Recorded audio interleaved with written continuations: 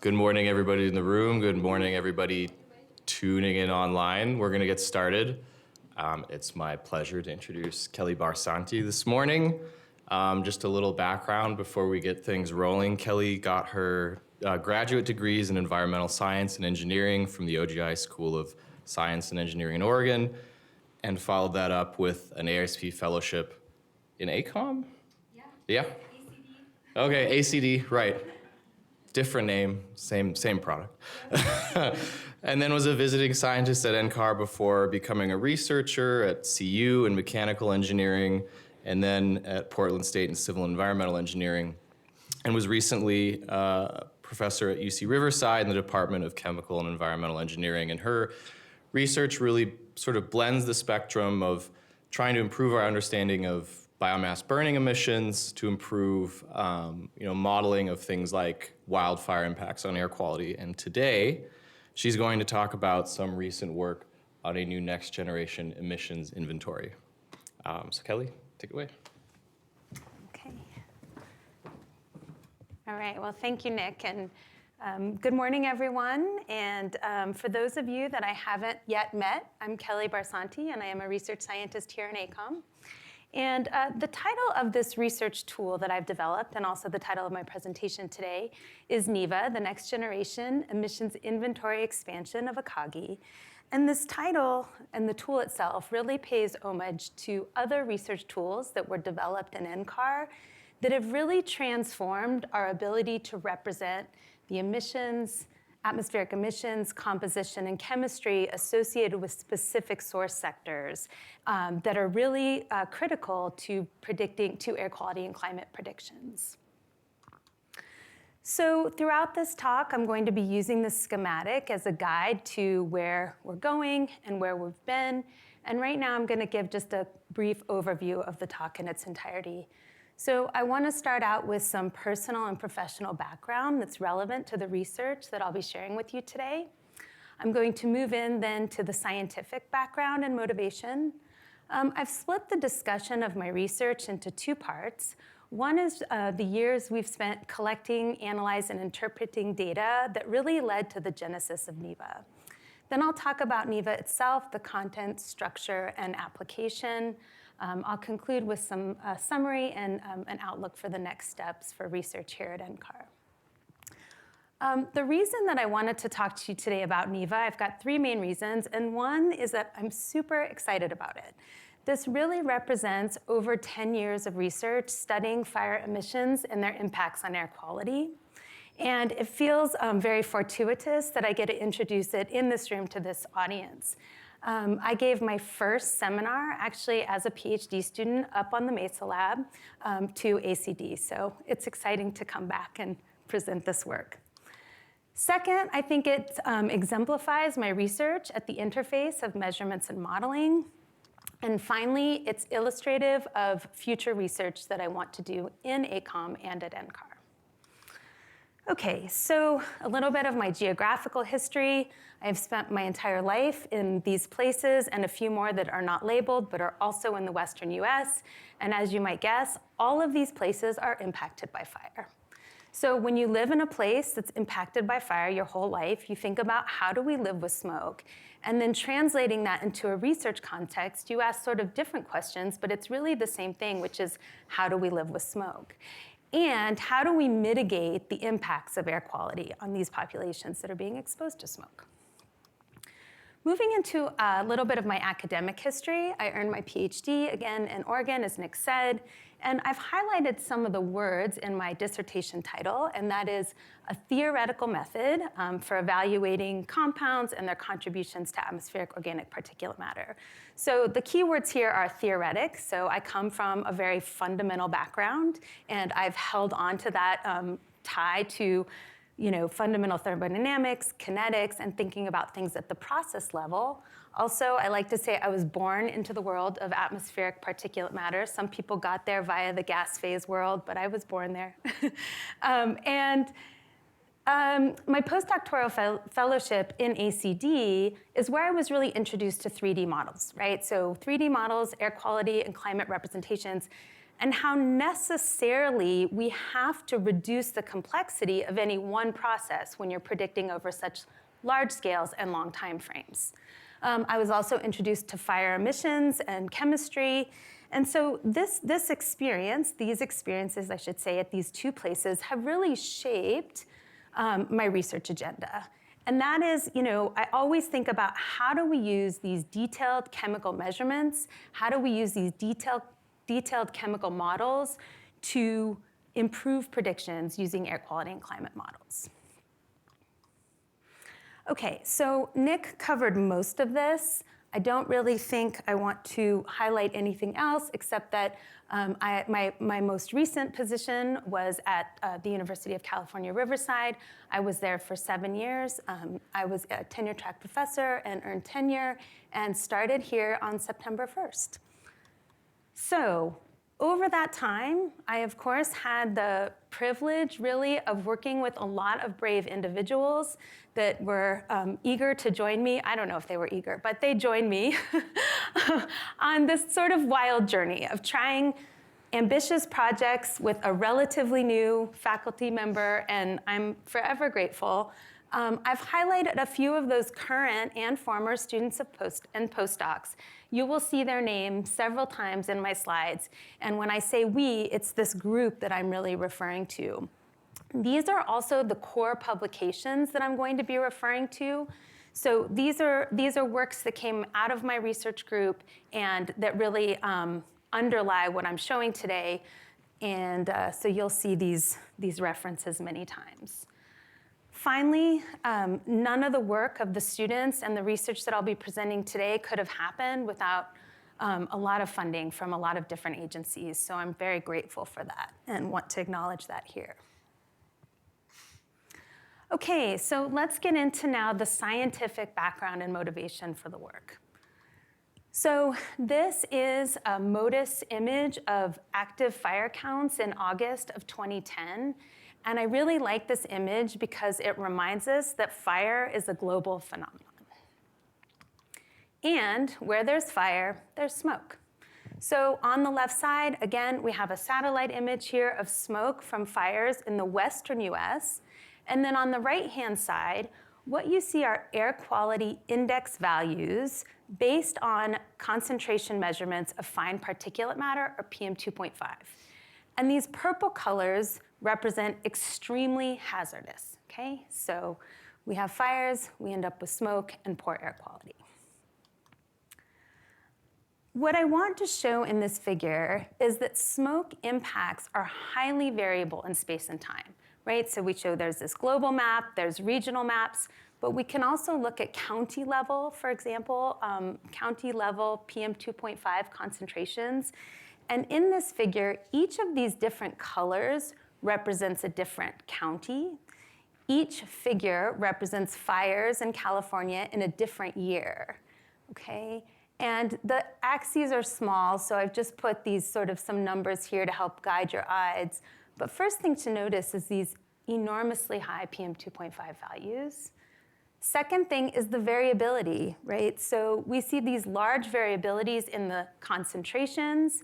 If we look at the timing and the duration and the number of peaks in any one fire season represented here, and then in each area, different counties are experiencing, different effects, different levels of smoke, and therefore different health and climate effects.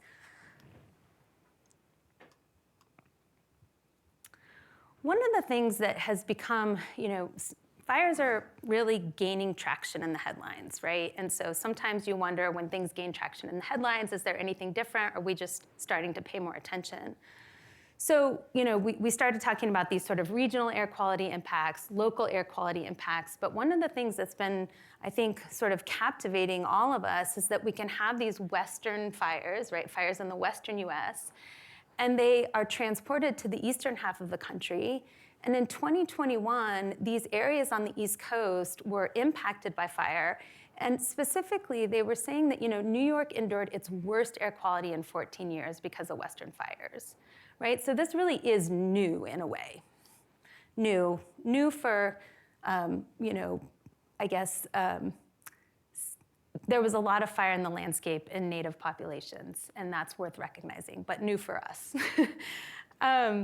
Okay, there was this interesting study that came out of the Colorado State University group that said that these health effects in the eastern US may be worse because of preparedness and also just population density. So if you're thinking about sort of population-weighted health effects, that those may be worse. So this leads us to sort of these big picture research questions and things that we want to be able to do, right? So we want to be able to predict concentrations of smoke in space and time because we want to increase preparedness, right? If we had a way of saying this is coming your direction, maybe people could be more prepared. We want to evaluate opportunities for mitigation, right? What influences the amount of smoke, if you will? And can we do anything about that? One of the ways in which it's been proposed that we can do something about this is by fuel treatments and specifically prescribed burning. If you talk to land managers and smoke managers in lots of parts of this country at least, they recommend much higher rates of prescribed burning. So the question, can we understand the air quality effects specifically of these mitigation efforts, such as prescribed burns?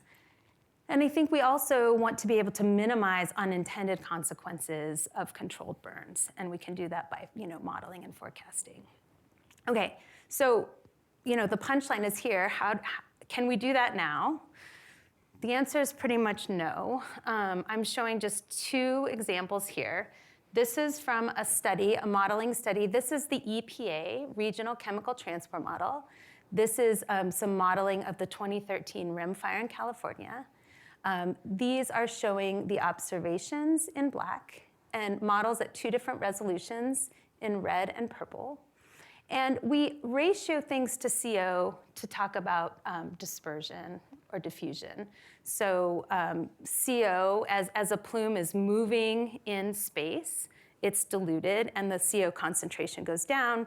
And so this tells us something about whether compounds are produced in that plume or just lost to diffusion and dispersion. So what we see is in this plume, ozone is being produced, faster, because this ratio is going up, faster than diffusion or dispersion is occurring. But the models miss this completely.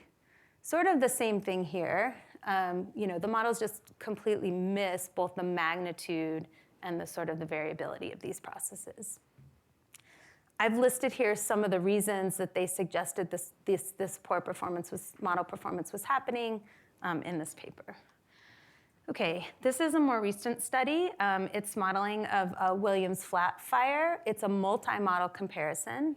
So again, the black shows the observation, and those are listed here. And what's shown here is comparison with fresh smoke, and then all other sites. So this is a multi-site comparison. And what we just see is huge spread, huge model variability. And this alone tells us something about our ability to represent these different processes. And I will say there are a lot of reasons for this, okay? And in my talk today, I'm focused on the emissions and chemistry piece. And each of these papers have cited that is at least one of the main problems. Okay, so we're getting into NEIVA now. This is my research that I've been doing, again, over the last many, many years. And the first thing I want to say, I've been talking about smoke. So what is smoke? Smoke is a really complex mixture of gases and particles. We can actually start to see that even in these images where we have black carbon, right, represented by this black color, different light absorption properties, brown carbon here, and all of this white is the organic carbon. The gaseous compounds we, of course, cannot see. These colors reflect composition, as I've mentioned, and the composition influences the health and climate effects. So we care about this balance between black carbon and organic carbon, for example. Okay, so I think this is something that a lot of people don't necessarily know. When we see a fire billowing, we see the black smoke, okay. But actually, most of the mass of the fine particles is organic, okay? So most of the PM2.5 mass is organic. This is some representative measurements here. This is the first time I'm going to talk about emission factors, or EFs. I'll say this a lot the rest of the talk. These units are grams of some specific compound per kilogram of fuel burned. So we see that for wildfires in sort of coniferous forests, that these OC variables, so let me back up a little bit and just say that these pictures indicate these different forest or fuel types. These are prescribed fire values, these are wildfire values, and we first just see the variability, right, in these black carbon and organic carbon emissions across these different fuel and fire types. We also see that the emissions in the wildfires are much higher than prescribed burns in the same forest or fuel types. And also that, in every case, the organic carbon emissions are higher than the black carbon emissions, and it varies between, something like 90% to 75%. Okay. So organic carbon partitions between the gas and particle phases, and this influences the spatial and temporal distribution of PM2.5. So this is part of what makes modeling PM2.5 very tricky. If you look at atmospheric observations and you follow a plume, you might see that over time the PM2.5 mass slightly increases, slightly decreases, or stays about the same. So if we go back and sort of think about, what we were talking about, we've talked about emissions. If we only had emissions, primary particle emissions, as you follow a plume, that concentration would go down, right? So that plume disperses, concentrations go down. So what's happening in these observations is that there's a balance of this dilution, these primary emissions being diluted with chemistry. So you get secondary formation of fine PM and mainly organic carbon. So in words, what's happening here is you get this chemical conversion of PM2.5 to particle phase PM2.5 as plume is evolving. And this changes the mass concentration. And it also changes the spatial and temporal distribution. So you can really see this when you have different distributions of primary versus secondary PM. So in the near field, typically you overestimate the primary part and you underestimate the secondary part in the far field. And of course, the mass and the spatial and temporal distribution are going to influence the health and climate effects. Okay, so it's known that there's this competition. This is some knowledge that's been developing over the last 10 or so years, but it's really poorly constrained. So it's very difficult to represent models, and it's really been the focus of my research. Okay, so when we think about, how do we make things better, right? So again, I'm a fundamental perspective type person, so you come up with this sort of conceptual diagram of what do we need to do to understand and predict organic carbon. So if we think about it again, I'll just move through this quickly because I've talked about this a little bit, but we have these primary particle emissions, and different communities use different words. So particulate matter and aerosol are used a little bit interchangeably. I find the air quality community likes PM, the climate community likes aerosols. So all of the names for this are here. We also have gas. Again, we can't see those gases. But those gases are oxidized in the atmosphere. Then they can condense. They can also have heterogeneous reactions with particles where they're uptaken directly to the particles. We call that reactive uptake. And this is all that secondary PM formation. So you get the particles forming in situ. And so in order to understand this, again, if we think sort of conceptually, we have to know something about the compounds that are being emitted, their identities, their quantities, right? How reactive are these compounds? And then when we couple that with atmospheric and plume conditions, we have to know something about the fraction that reacts in the atmosphere, the products that are formed, right? What's condensable? What's going to form particles in the atmosphere? And then this dilution and evaporation piece, right? These particles, again, they start to dilute and then they evaporate, and that evaporated organic carbon can go back into this pool and serve as precursors for SOA. So I'm going to start here at least this is where I decided to start after my PhD. Again, trying to step through, if we want to improve our predictions, let's start with the beginning, with starting with emissions. And this is sort of how I ended up living in the particle world and moving to the gas world. Okay, so, and the reason that we started there is because about 10 years ago, it was pretty clear that one of the limitations in predicting smoke, or PM2.5, was just the poorly characterized emissions. This figure is from a paper from Karsten Warnecke, and each of these different panels represents different fuel types under different combustion conditions. And the most important part here is that everything in blue or green is a compound that was detected but couldn't be identified. So as you can imagine, if we're trying to understand what happens to this mixture of compounds as it's emitted, if we don't even know what they are, we have no way of really predicting what they do. Bob Yochelson summarized this as well. He summarized emission factors for gas and particle phase compounds, lots of different fire types, lots of different combustion conditions. And the bottom line is that, up to 50% of the detected compounds couldn't be identified. I'm introducing this term here. Again, as always, there's a lot of different terminology used by different communities. When we're talking about that gas phase organic carbon, it's typical in the fire community to talk about this as non-methane organic compounds or gaseous non-methane organic compounds, NMOCs. Okay, so here we go. We're gonna improve models by measuring more things, right? I was very excited about this. It's my very first independent research project. Now, over the years, we've collected and analyzed hundreds of smoke samples. I think we're actually I was thinking about it, and I think we're getting into probably almost close to 1,000.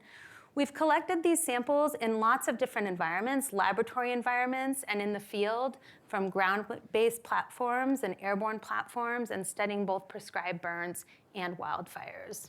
And we're partly trying to just understand the variability. Not only do we want to measure more compounds, but from different types of fuels and under different types of combustion conditions, different fire types.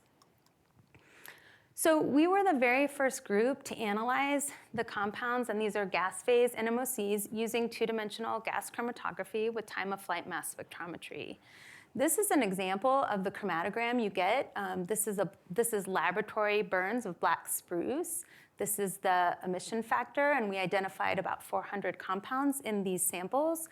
These are averages.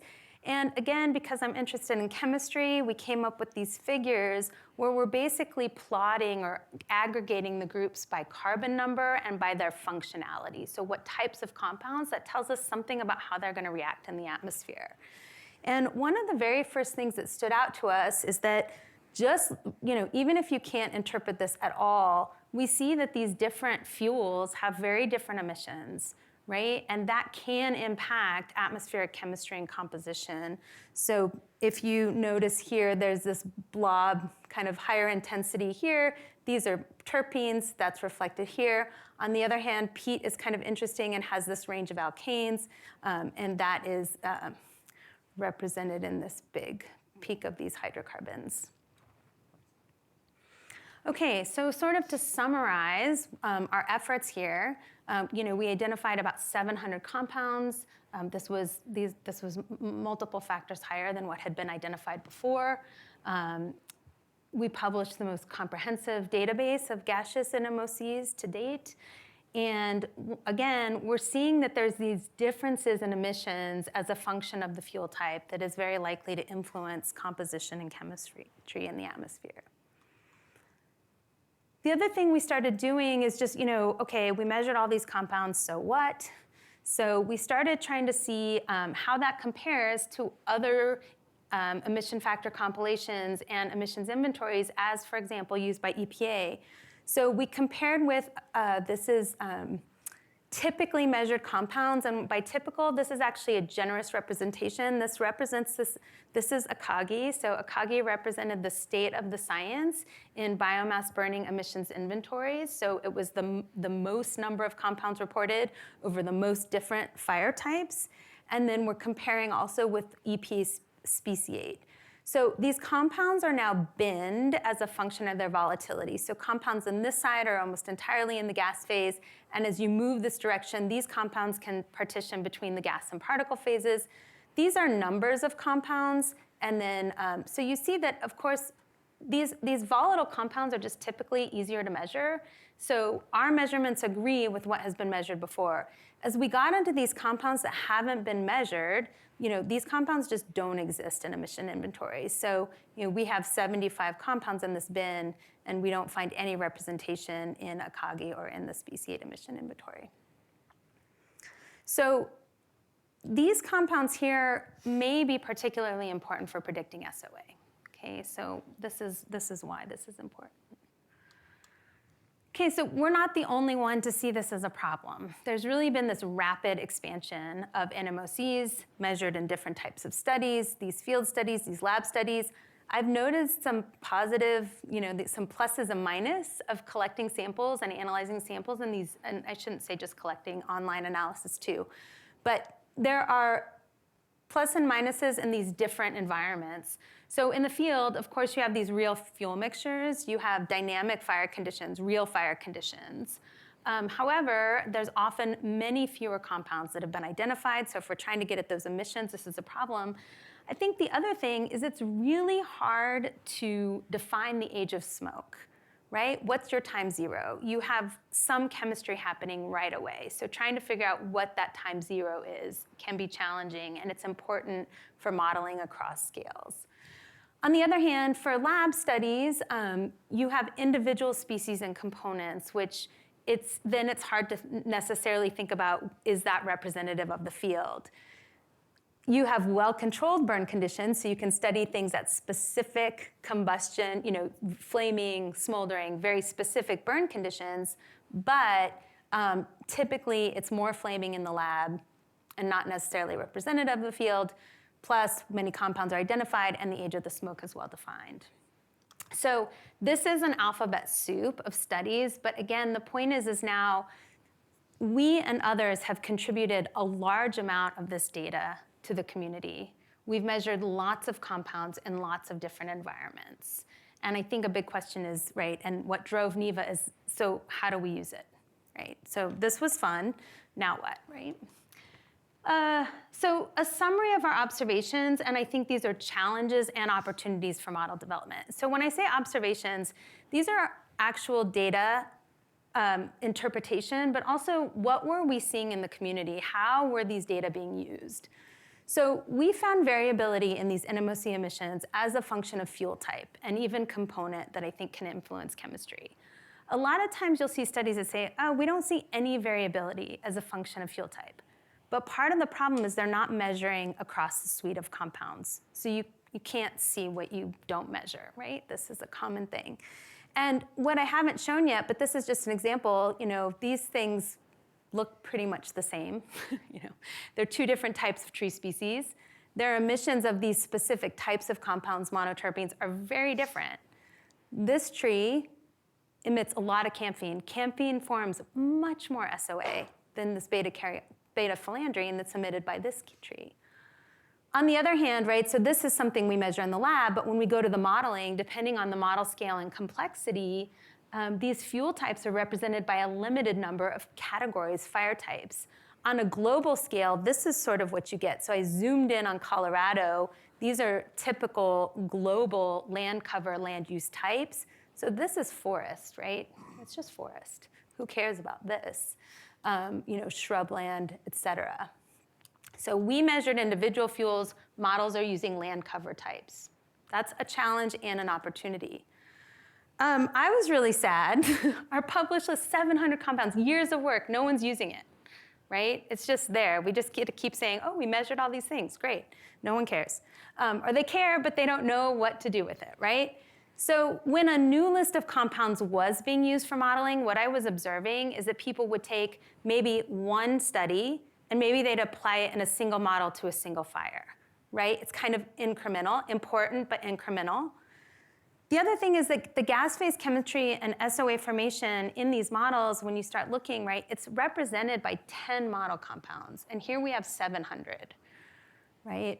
So just a pictorial example, these are all of the monoterpenes we reported. So all these C10 compounds, these 38 monoterpenes, there's orders of magnitude difference in their lifetime in the atmosphere, and they're terp. right? And when we started doing this, we sent our list of 700 compounds to John Orlando, and my postdoc and I, Lindsay, we were crying with laughter because everything was terp, big ene. We're like, really? We just spent years doing this, and it all goes back together. No.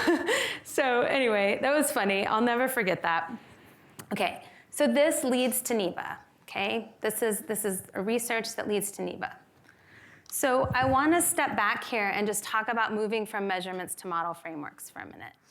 So when we have these there's lots of models, there's lots of model components, everybody does it differently, but just generally speaking, there's a fire emissions model, for example. Blue sky is one of those. You get these emissions, the output of those is emissions of these different chemical species. These can be individual compounds or groups of compounds.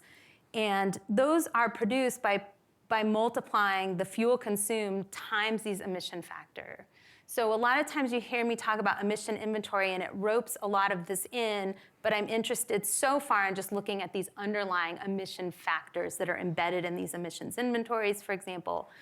And as I've alluded to many times, these emission factors vary with all kinds of properties of the fuel, the fire, et cetera. Okay, so zooming in, I'm interested in that organic carbon, the gas phase NMOC, PM2.5.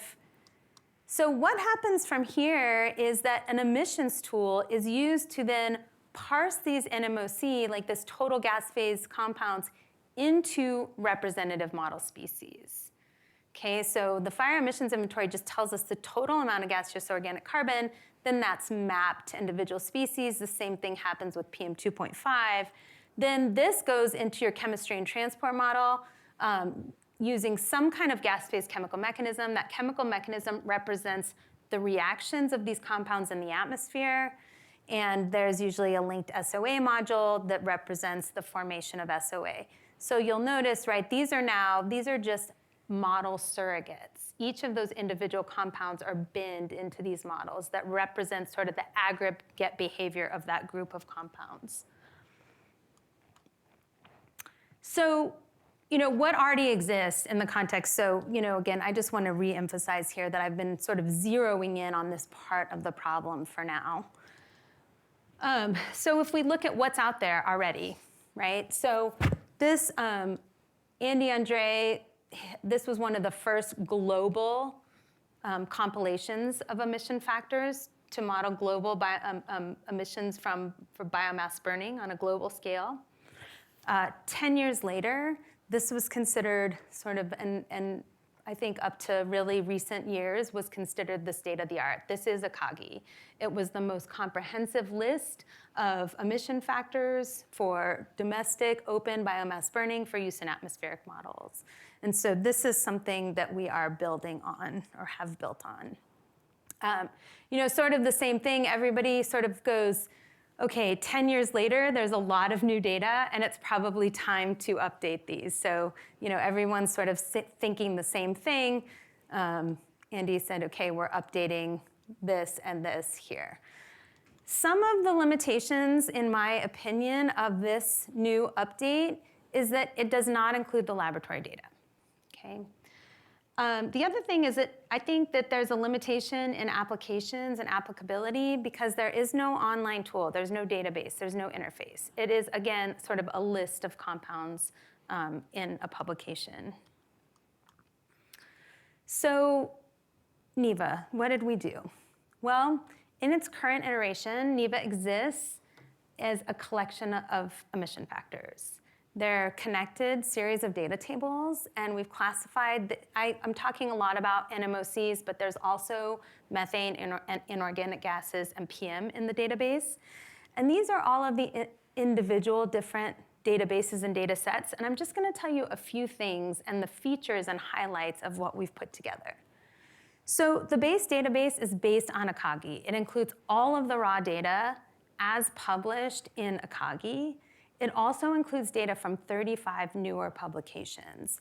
We've classified those into 14 globally relevant fuel types. That's based on what I showed before, this global land cover land use types. It's the same as what's in FIN, for example. One of the most time-consuming, crazy things that we did, but we felt was super important, is we assigned unique IDs to every compound in this database. And that is really so we can compare across publications and between these different data sets. So we reformatted everything. We combined it into this primary database where the column name reflects the source publication. So you can always go back and learn something about where was the fire, what were the combustion conditions. And there's a separate table in this primary database. It's still separated by publication. So you have these separate tables per publication. The other thing is this consistent structure so that you can query the database, right? You can look for things in these different data tables. That was really important. The other thing this is probably, again, one of the hardest things that we did and the most time-consuming, but I think is one of the most exciting things, is using the unique IDs. When we started to combine, we want to have a single table here for each fire type, right? So we have a single temperate forest with all 800 compounds. And the question is, for every new study, are you providing a new emission factor, or did you measure a new compound, right? And that's surprisingly hard to do because everybody reports their data in different ways, and I'm going to show that in a minute. Then finally, we applied some data corrections, things we've learned since a paper was published. They didn't use the right carbon content. They thought they were burning this, but really they were burning that, right? This is kind of the QA. It's the retrospective QA/QC. We've learned some things, we can correct the data. We use lab data. We feel like that's very important. And so we've come up with a method. We adjusted the lab emission factors to account only for the difference in the combustion efficiency, okay? Then we averaged EFs across studies to generate a single EF value for each species and each fire type. So I just want to give an example. I mean, it's not necessarily fun to look at these databases, but I think it's important to see, again, this difference in complexity and what we're trying to bring to the table here. So in the Yokelson, the Akagi et al. The Akagi et al. Paper that we're building on, in the database, it's all field measurements, and you can see, right, these are pine forest understory, right? So they do represent these collection of field-based fuel beds. But here now, without the lab data, right, we're bringing in individual fuel types, right? So we now have emission factors measured for all of these individual fuel types. And the thing is that I don't show this, but we can map, right, to this level. So we're actually getting good enough that we can classify fuels at this level. So I think it's useful to have the data also at this level. Okay, so that's, and then the other thing is we have these Python-based querying tools that we built, and then that allows users to pull EFs at whatever level they want. They can compare all the lodgepole pine measurements for a single compound. They can compare all lodgepole pine measurements ever made for all aromatic species. Or they can say, we want to know, temperate forest, right? So lots of levels, the tools, and this is, we thought that was important. Okay, this is also not necessarily fun to look at, but I think it's important. Moving from this primary database to this merged database. So this is that part where, did someone measure something new, or just are we adding a data point? So this is an example. In this single table for a given fuel type, let's just say it's temperate forest, we get two compounds that have the same formula. One of them is labeled as unknown, one's a furan, these are the publication, and these are the unique IDs. When a compound has a name, we can use the international standard for naming. When it doesn't, we've named it by, this first number represents the measurement technique. This is an exact mass in the chemical formula. For two-dimensional gas chromatography, we have another way of naming. But basically, we have this multi-step algorithm that we go to try to decide, are these the same thing or are they different? And we compare lots of different things, and in this case, we decided these were the same thing. So now we have one compound in the merged database with two emission factors. right? One from each study. The other thing is that one study can report a sum of compounds, right? And this is based on the instrument. This instrument cannot separate these isomers. So this is a sum of these compounds. This is the emission factor. And in these other studies, on the other hand, these are individual. These are measured individually. The techniques used allow us to separate. So what we do, again, we have an algorithm. We don't just willy-nilly do this, but if the sum is within a factor of 2 of the sum of the individual isomers is within a factor of 2, we use this fractional distribution and we apply it to this. So then we end up with individual compounds. This is easier to represent the chemistry of these individual compounds, or at least to understand it. The other thing is it increases the N value, right? We're building some confidence in those individual measurements by increasing that number of measurements for that compound in that fire type. Okay. This is also probably the thing I might be the most excited about, because now our 700 compounds hopefully don't sit. We've made them useful to modelers. So in each of these databases and data sets are linked, and then they're linked, again, through these unique IDs to a database of properties for these compounds. So if you want to know something about deposition, their Henry's Law constants are there. Their vapor pressures are there. Their chemical formula. And I think probably most importantly, we include a model surrogate assignment. So we've mapped every one of these compounds to a SAPRC model species. The SAPRC is one of the chemical mechanisms used, for example, in CMAQ, as well as to MOZART, right, which is used here in NCAR. This is just a little example of these SAPRC model species, and I put them here because they show up here and there. So what are these? So this ALK5 are these alkanes. There's 2 types of aromatics, and it just is. They differ based on their reactivity with OH. Again, I don't need to go through these, but this is just an example of the types of model species that we're using, that we have available to us. Okay. So now what I'm showing you is these are results in a way, right? So when we put this all together and we start to compare to what's available, what do we have? So what I'm showing you here is just now the number of species in NEIVA relative to Akagi, because that's what we're building on, and then relative to the state of the science.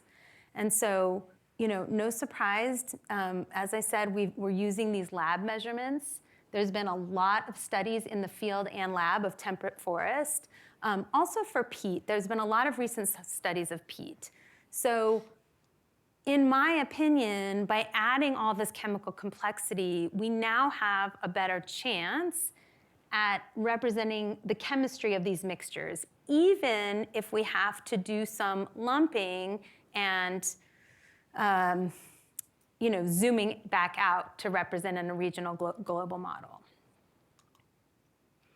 So, sort of, I think, to try to back that up, one metric of chemical complexity we have here, and another way of thinking about this is how many compounds do we actually need to measure? So we thought, well, how many compounds do you need to represent like 90% of the emission factor, right? Because it's like, if you have just tiny amounts of thousands of compounds, do we even care about those?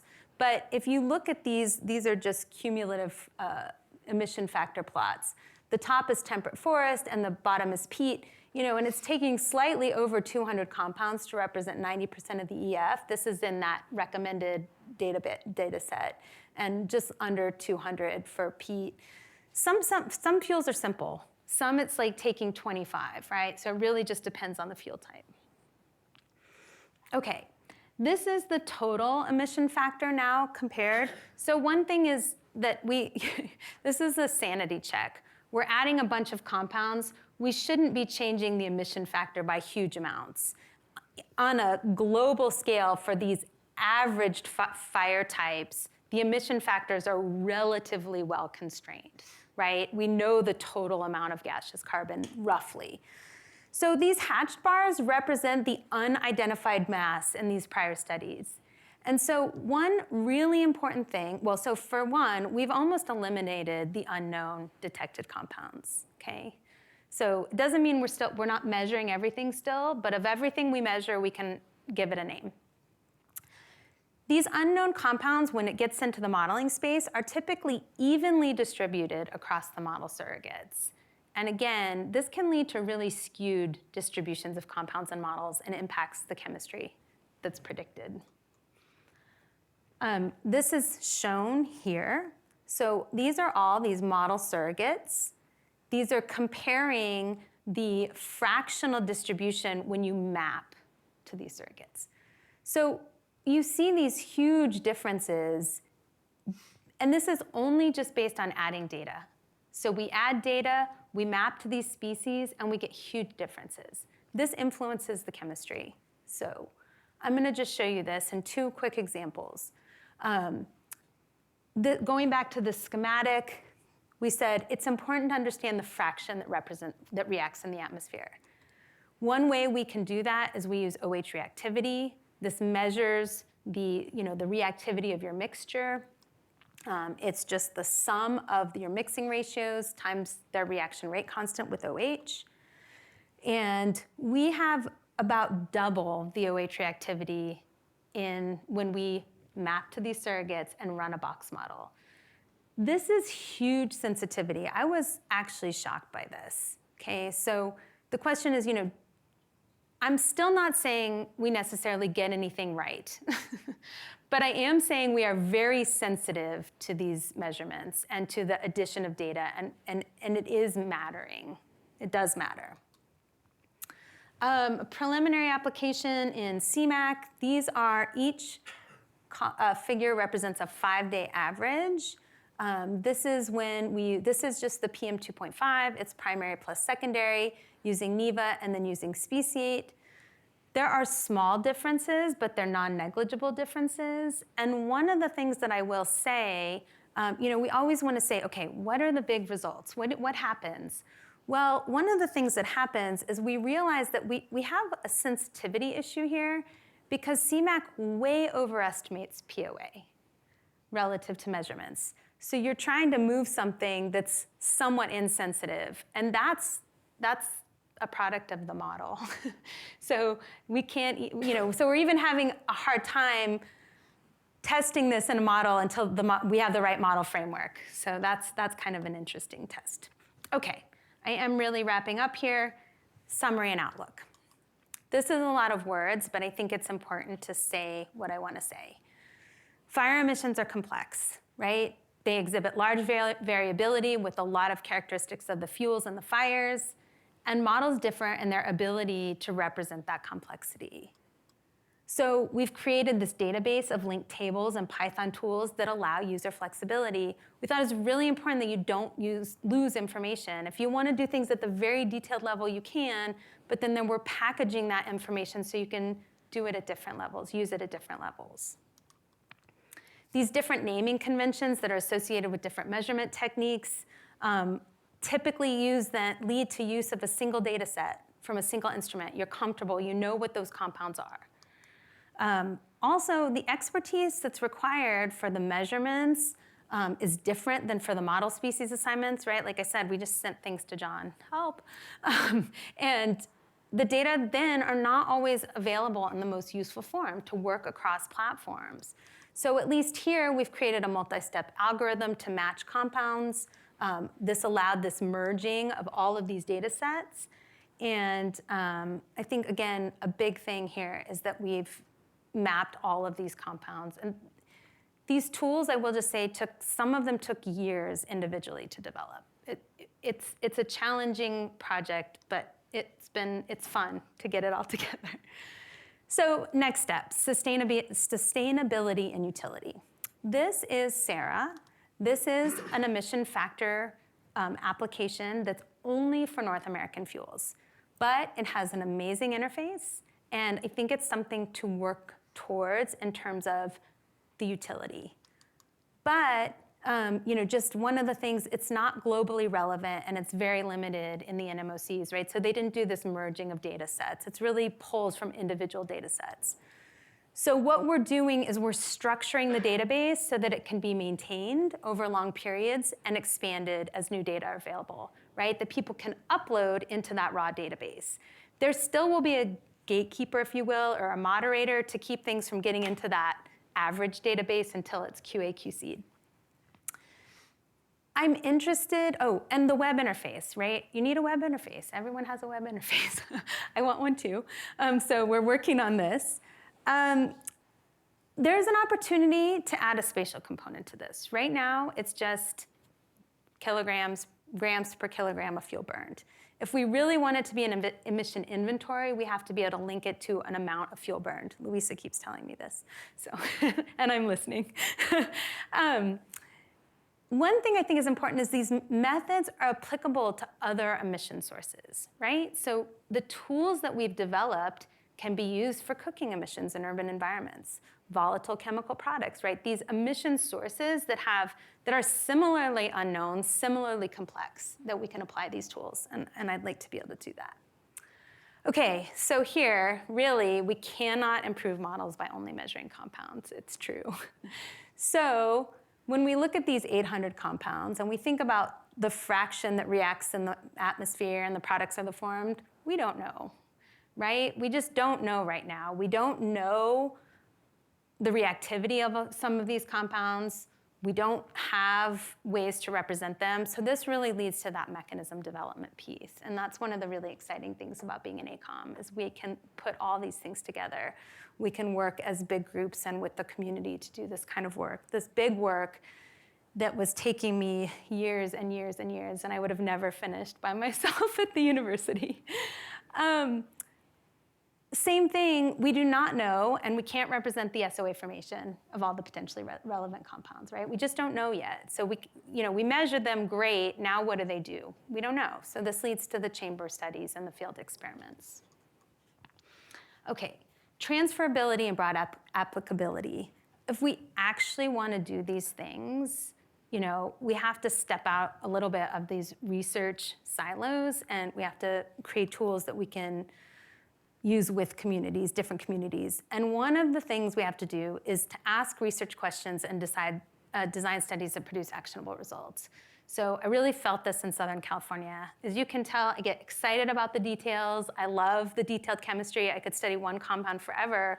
But then, neighbors were suffering from smoke, right? So we also have to, I kept thinking, we also have to do something, right? So this creates that drive to really want to create tools that are usable and to ask research questions. And I'm saying these kind of together, so I should just put this up here. But ask questions, design studies that lead to useful results. Not every study has to do that. I think the fundamental chemistry is still really important, but this is some direction. And these models and tools, again, they should be transferable, right? Useful by the smoke regulatory management community. So some steps in that direction. I am getting on a plane in a few hours. I'm going to New Zealand. I have a Fulbright fellowship to study the linkages between fire behavior, emissions, and chemistry. I think one of the things that's really interesting about this project is that, if we're trying to increase preparedness and resilience, we have to sort of understand attitudes to smoke and fire in different communities. And I think this is going to be a really interesting opportunity to do that. I also, since I've been here, I just submitted a CERTA pre-proposal to the Department of Defense. This is the title of the proposal, so integrating chemically detailed measurements and models to facilitate science-based smoke management tools. Okay, so again, I don't know if this is going to happen, but we're trying, and this would represent a large effort across ACOM with both observational and measurement components. Okay, my group, collaborators, and I have to say that I'm forever grateful for the first people that bet on us. So Lindsay Hatch, she worked with me. We wrote an NSF postdoctoral fellowship. As you can see, she was, a huge part of the work. And then JFSP, they took a bet when I was a research scientist at Portland State, and I'm just forever grateful that started all of this work over 10 years ago. So thanks for your attention.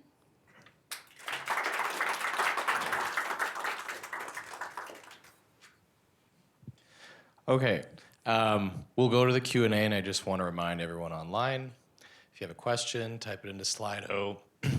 it'll get moderated, and then we'll see it here. Why don't we go to Helen first, and then I'll catch this next question online. Hey, Kelley, great talk, thank you. So a whole nother can of worms would be structure fires, right, at the urban wildfire interface. And that was obviously important during the Marshall Fire. So do you know if there are any studies you could even start to work with on those, or? Yes, so so I think there is some work being done at NIST, and also Alan Goldstein has a project right now, for example, to measure emissions from structures. And we've talked a lot about how to report those emissions in a way that they can be pulled right into this kind of emission factor database. I'm sure there's others, but those are two specific examples that I know of. Let me go to the question online. So Anonymous, whoever you are, asks, nice presentation and great work. Is there any interface to, for example, tune the fin emissions with NEIVA emissions factors and estimate the emissions for more species? Yes, yes, we didn't, actually some of the emission factors in fin in the latest release are informed by these measurements, but we haven't done a complete mapping and then updating in fin. But yes, it's very easy now that we sort of have things structurally together to do that. Okay. Hi, Kelley. Very nice talk. Thank you. I just have a question about the lab and field measurements about the emission factors. You mentioned in the lab there's more flaming versus smoldering. Is that something we can control, or that's just how it is? And I wonder how different are the emission factors measured in lab and field, and is combustion efficiency can address most of the differences, or are there other differences we should? Okay, so there's a lot of answers to the question. When we correct just based on emission combustion efficiency, that correction is pretty clear. And it doesn't, you had a lot of questions. When we make that correction, the data line up well and it makes sense, okay? And that the idea is we get more organic compounds in the smoldering combustion and less in the flaming combustion. And when we use emission ratios, we can correct for that and it pulls the data in line very nicely. Okay, that's one answer to your question. But the question about are the lab measurements in the field similar? Well, it really depends. And one question is the aging, right? So in the lab, we're measuring fresh emissions. Depending on how close you get your truck, plane, whatever, depends on how fresh your emissions are. So some of the very reactive stuff, we may see it in the lab, but not in the plume, for example. There was another element about that. The other thing is just the mixtures of fuels. So there are things that make the lab measurements and the field measurements potentially very different, but at least from the combustion efficiency perspective, we feel like we can control for that and it makes sense and it looks good. Did I answer all of those questions? Yes. Yeah. Can we do smoldering in lab? Yes. Yeah. Okay. Cool. Thank you.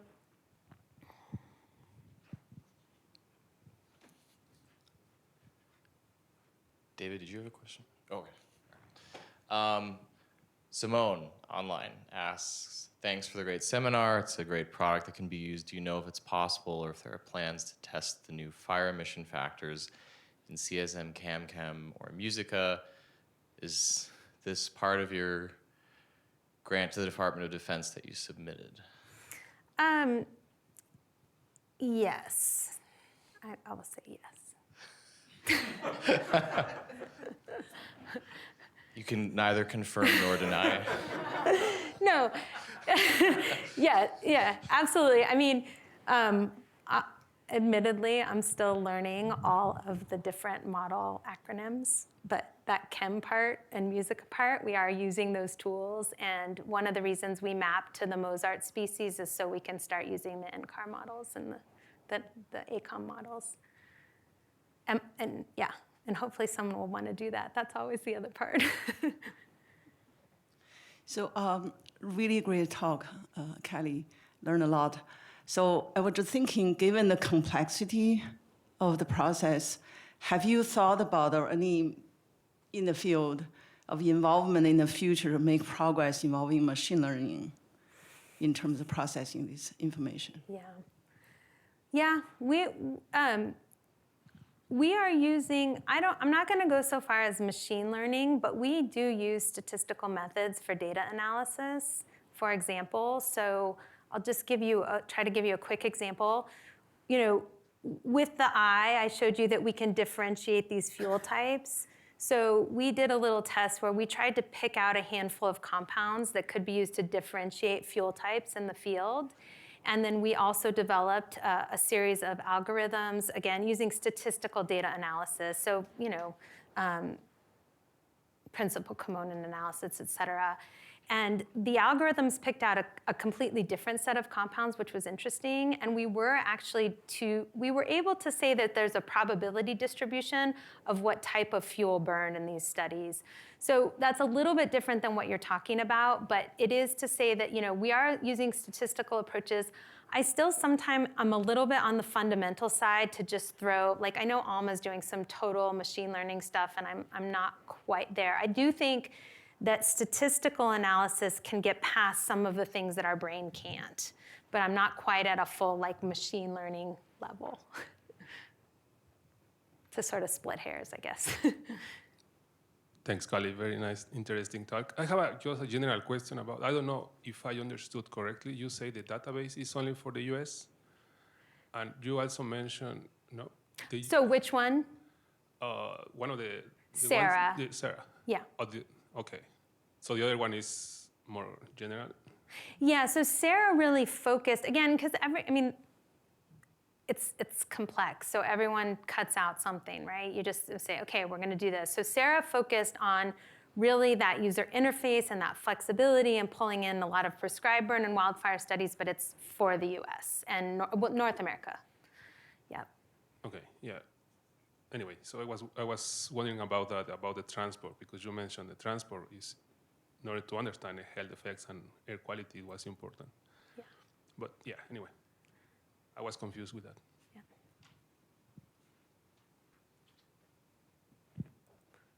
Oh, dang, we're going to be here a while. Let's indulge. I have a plane to catch. There's a limit. Well, I think... But we can be here a little while, for sure.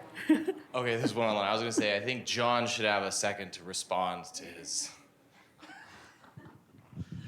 Thank you. So you had the one slide with emission factor, number of compounds to get to 90% of emission factor. You've alluded to OH reactivity. We all know there's SOA formation. I don't know, just any general remarks about how we do this? How do we lump compounds appropriately? How do we get from 6 trillion compounds with that many reactions down to regional scale and still answer all the questions that we have to ask? Yeah. I know it's a huge question and one we talk about all the time, but. I mean, I think like anything, I like different approaches, right? So sometimes the approach is, I put on that sort of my fundamental hat, and I want to go compound by compound in the lab and systematic add functionality to compounds, make the chain link gets longer, and sometimes we have to do that, especially if we don't think we have like robust chemical mechanisms. So sometimes it is just a, you know, are we missing base level understanding? Sometimes that's one way. I think sometimes I like, you know, we've been doing different things with model frameworks. So right now, for example, the way that we model SOA formation is very disconnected from gas phase chemistry. So we're working on some model frameworks and lab studies that allow us to link those things. And when you model ozone formation, for example, there's been a lot of lumping based on the peroxy radicals, and I'm just sort of starting to wonder if we can use some of that lumping to inform the SOA part too. Right now, we don't do it that way. So those are different approaches, and then I think sometimes just zooming back out and studying things in the field and almost this parameterization type method is important too, right? The engineering approach, right? You look at the variables that you can measure and the way they're connected. You don't always have to be at the detailed level. So I think all those approaches are reasonable, and just do what you can do. It's lifetimes of work, and that's the cool part. I'm gonna pivot to some online questions. By the way, if people have other things they need to go do, please feel free. I think these are really good questions. I'm just, I don't know what people's schedules are like. So this is good. Julio asks, great talk, 2 basic questions. Emissions factors for wildfires, about an order of magnitude higher than for prescribed fires. Why? And also, second part, if you know the species of tree, does that determine what NMOCs it will emit in a fire? Ooh, those are good questions. So the first question, the reason is, and the one thing that's really important, these are like typical wildfires and typical prescribed fires. So when I mean that, a typical wildfire burns for a long time. The canopy, these are called lateral fuels, the canopy burns, and you get a lot of smoke. You get a lot of NMOC emissions from that canopy burning. Typical prescribed fires that are used for management and clearing burn really hot, and they burn those surface fuels. So you get different emissions from those 2 different types of burns. It gets a little confusing. Sometimes we burn prescribed burns for research purposes that look for wildfires. But when they're a prescribed burn for land management, this is what happens. If you know the species, so one of the really interesting things, when we started measuring all of these compounds in the lab burns, we couldn't find any standards. So we started using essential oils, like pine extract and whatever extract as lab standards, and it matches surprisingly well. So for some of the compounds, they are distillation products of the plants. So to some extent, we will know, but other products are combustion products, and so that's more related to combustion processes. So. But there is a strong link with certain types of compounds. They're basically just distilled out of the plant. Hopefully that answers that question. Just want to check if anyone's got any more questions in the room. Okay, maybe we can go through the questions online. I think there were 2 more. Okay. Do you have any plans to link your database to SERA in any way? Would that get NEIVA more visibility and access? Yeah, I don't know that we would link, but if there is a way that, again, we can maybe use some of these integrated tools, like when you integrate across studies to add to their database, I think that we could do that, right? So we've ingested data from WeCan and FireX, and they don't have that data in there yet. So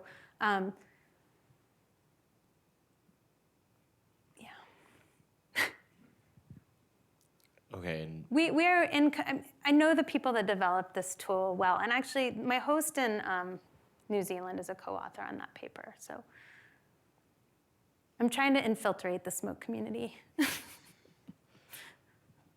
maybe we have our last question online. Thanks for the nice talk. Could you please comment a bit on how representative these emissions factors and detailed speciation determined in a lab of the ambient atmospheric conditions in a 4-kilometer model grid box? How do we include the uncertainties of the inventory into model predictions? Yeah, so as far as how representative the emission factors are, we are able now with NEIVA, again, at any level, you can look at averages among emission factors. It's really easy to flag outliers. So actually, I've used NEIVA with my newer students that are making measurements in the field, and they have a data set, and we want to know if they've made mistakes. They can compare their field averages to what's in NEIVA. So, sometimes, and this is actually how some of the data corrections, sometimes we see measurements that just seem like something's wrong, right? There's a mistake there. So this is one of the powers in like the statistics of bringing all this data together. So I mean, I don't know that I have a specific answer except that we can test this. Also, when you really zoom out, you saw on that global, when we're looking at land use, land cover types at a global scale, the emission factors are really consistent. But that's different, any individual fire, there's more uncertainty there. I don't know if I answered that. Grid model resolution is something that I'm really interested in and not an expert in. And this is actually something that we talked a lot about in this SERA proposal. So, really understanding what processes should be represented at what scale, how do we set these time zeros, but that doesn't just apply to the measurements, it applies to the models too, right? So understanding, and the uncertainties. Well, this is why I always like being a theoretician. You just put stuff out there. And uncertainty, we don't know what happens. It's a good question. I think with the complexity of fire emissions and smoke, I think we should be running ensemble models probably and just trying to get it like sensitivity first, and then probably just distribution of errors or something like that. It's getting a little bit out of my expertise, but. Okay, if there's no more questions, let's thank Kelley for a great presentation. This was the most lively Q&A I think I've ever seen, so great work. All right, thanks everybody.